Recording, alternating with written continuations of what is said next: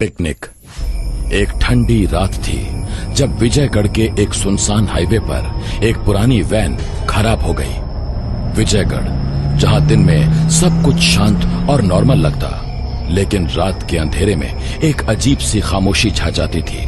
Highway के दोनों तरफ घना जंगल था, जहां से कभी किसी के रोने की आवाज आती, कभी धीमी सी हंसी। लोग कहते थे कि यहाँ पुराने जमाने के भूत भटकते हैं जो रात में सड़क पर दिखते हैं। वैन में 7 कॉलेज के दोस्त थे। रिया और रोहन एक कपल थे, और स्नेहा और विक्रम भी। प्रिया, अंकित और समीर बैचलर्स थे। वो सब पिकनिक से लौट रहे थे, लेकिन वैन का इंजन अचानक बंद हो गया। ये वैन भी अभी खराब होनी थी। रात के 12 बज रहे हैं। रोहन, टेंशन मत लो, शायद थोड़ी देर में ठीक हो जाए। अंकित और विक्रम ने वैन का बोनट खोल कर देखा, लेकिन उन्हें कुछ समझ नहीं आया। सड़क पर एक भी गाड़ी नहीं थी और मोबाइल का सिग्नल भी नहीं था। ठंडी हवा के साथ जंगल से अजीब सी आवाजें आती थी, पत्तों का सरसराना और एक धीमी सी सिसकी जो दिल को छू जाती थी। अंधेरा इतना घना था कि वैन की हेडलाइट भी सिर्फ थोड़ी सी सड़क दिखाती थी। मुझे यहाँ डर लग रहा है, कोई तो रास्ता ढूंढो। दूर जंगल के पास उन्हें एक पुराना बंगला दिखाई दिया। उसकी खिड़कियों से धीमी सी रोशनी निकल रही थी, लेकिन बंगला बिल्कुल वीरान लगता था, जैसे सदियों से कोई वहां ना आया हो। बंगले के चारों तरफ एक छोटा सा नाला था, जिसका पानी काला और गंदा था, और उसमें से एक सड़ती हुई बदबू आती थी। देखो, वहां बंगला है, शायद कोई फोन या मदद मिल जाए। इतना पुराना बंगला, मुझे तो कुछ ठीक नहीं लग रहा। सबने नाला पार किया, जिसका पानी इतना ठंडा था कि उनके पैर जम जाएं। नाले के पास एक पुराना पत्थर का पुल था, जिसका एक हिस्सा टूटा हुआ था और उस पर खून के पुराने दाग दिखते थे। बंगले के दरवाजे पर पहुंचते ही एक बूढ़ा आदमी मिला, जो वहां का केयर टेकर था। उसके चेहरे पर झुर्रियां थी और आंखों में एक छुपा हुआ डर था। उसके हाथों में एक पुरानी लालटेन थी जो धीमी रोशनी दे रही थी। उसने दरवाजा खोला और उन लोगों को घूरने लगा। तुम लोग यहाँ क्या कर रहे हो? ये जगह रात में सेफ नहीं है। यहाँ एक रूह भटकती है जो सदियों से यही है। अंकल, हमारी वैन खराब हो गई, कोई फोन या मदद मिल सकती है? मैं रात को यहाँ नहीं रुकता, घर चला जाता हूँ। तुम लोग रुकना चाहते हो तो रुक जाओ, लेकिन रिस्क तुम्हारा होगा। कहते हैं ये बंगला एक औरत का है जिसे यहाँ मारा गया था। वो अब भी बदला लेती है।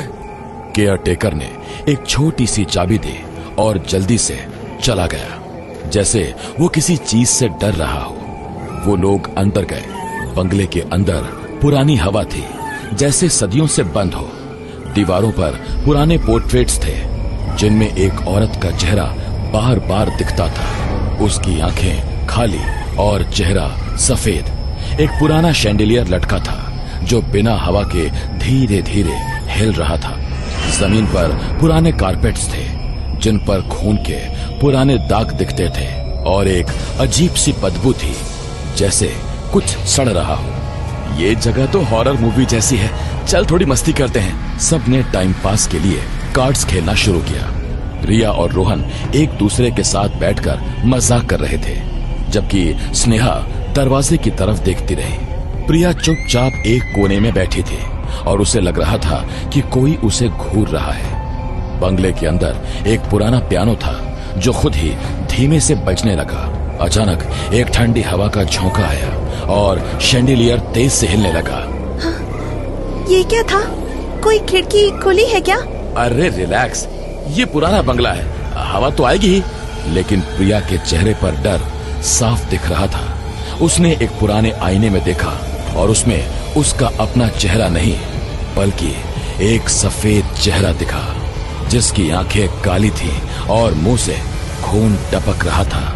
प्रिया जोर से चिल्लाई, देखो, उस आईने में कुछ है। सब आईना देखते हैं, लेकिन वहां कुछ नहीं था। अचानक बंगले के अंदर एक धीमी सी आवाज आई, जैसे कोई धीरे से रो रहा हो। आवाज एक पुराने कमरे से आ रही थी जिसका दरवाजा टूटा हुआ था। स्नेहा के हाथ ठंडे हो गए और उसने विक्रम का हाथ पकड़ लिया। सब शांत रहो, शायद कोई जानवर है। आवाज तेज होती गई और अब एक औरत के रोने की आवाज साफ सुनाई दे रही थी। प्रिया की आंखों के सामने एक साया उभरा और उसका चेहरा सफेद पड़ गया। उसके मुंह से एक अजीब सी आवाज निकलने लगी, जैसे कोई दूसरी रूह उसके अंदर आ गई हो। उसने अपने हाथों से अपना गला पकड़ लिया और जमीन पर गिर पड़ी। उसके शरीर में एक अजीब सी हरकत शुरू हो गई। प्रिया, ये क्या हो रहा है? प्रिया के मुंह से एक भयानक आवाज निकली और उसकी आंखें काली हो गईं। वो खड़ी हुई, लेकिन उसका चेहरा अब उसका नहीं था। उसने अंकित की तरफ देखा और उसके हाथों में एक पुराना चाकू दिखा जिस पर पुराने खून के दाग थे और उसकी चमक में एक अजीब सी रोशनी थी। तुम सब यहाँ क्यों आए? ये मेरी जगह है। सब डर के चिल्लाए। स्नेहा डर के दरवाजा खोलकर जंगल की तरफ भागी। विक्रम ने उसे रोकने की कोशिश की, लेकिन वो नहीं रुकी। जंगल के अंदर पेड़ों की शाखाएं अचानक जिंदा हो गईं। उन शाखाओं ने स्नेहा को जकड़ लिया और उसे अंधेरे में खींच लिया।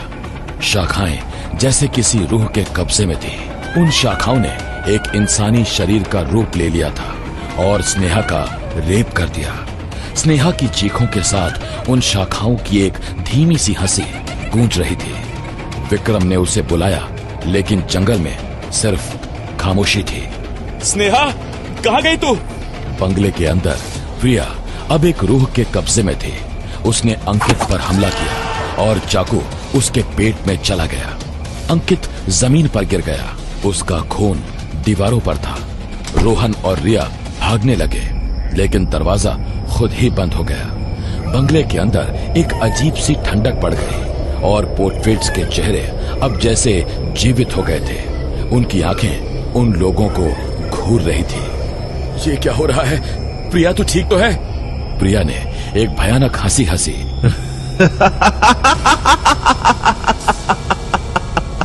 और रोहन की तरफ बढ़ी। समीर ने एक पुराना दिया जलाया जो बंगले के एक शेल्फ पर रखा था, लेकिन उससे कुछ फर्क नहीं पड़ा। प्रिया ने रोहन को भी मार दिया। चाकू उसके सीने में चला गया। रिया चीखती हुई एक कमरे में छिप गई जहां पुराने कर्टन्स और टूटी हुई खिड़कियां थीं। प्रिया उसके पीछे आई और उसका गला दबा दिया और उसकी भी मौत हो गई। अब सिर्फ समीर और विक्रम बचे थे। विक्रम ने प्रिया को रोकने की कोशिश की, लेकिन उसके हाथों में एक अजीब सी ताकत थी। समीर ने एक पुराना संदूक देखा जिसमें एक छोटी सी किताब थी। उसने किताब खोली और उसमें एक पुराना मंत्र लिखा था जो शायद भूत को रोक सकता था, लेकिन तब तक प्रिया ने विक्रम को भी मार दिया। ये क्या हो रहा है? मुझे यहाँ से निकलना होगा। समीर ने मंत्र पढ़ने की कोशिश की, लेकिन प्रिया के चेहरे पर एक अजीब सी मुस्कुराहट थी। अचानक प्रिया के शरीर से एक साया निकला और रिया के शरीर में चला गया, जो अभी तक जिंदा थी और छुपकर एक कमरे में बैठी थी। रिया की आंखें काली हो गईं और उसने समीर की तरफ देखा। उसने समीर का गला पकड़ लिया और उसकी सांस रुक गई। बंगले के अंदर अब सिर्फ मौत की खामोशी थी। रिया, जिसमें अब भूत था, उसके हाथों में वही दिया था जो समीर ने जलाया था। उसने दिया जमीन पर फेंक दिया और बंगले के पुराने कर्टन्स में आग लग गई। आग तेजी से फैली और पूरा बंगला जलने लगा। रिया के शरीर से एक भयानक चीख निकली। बंगले के साथ साथ सब कुछ खाक हो गया और जंगल में एक धीमी सी रोती हुई आवाज गूंजी। अगली सुबह जब लोग हाईवे से गुजरे तो सिर्फ बंगले का जलता हुआ मिट्टी का ढेर दिखा। कोई नहीं जानता था कि वहां क्या हुआ। केयरटेकर ने गांव वालों को बताया कि यह बंगला एक औरत का था जिसे सदियों पहले उसके घर वालों ने यहां बंद करके मार दिया था।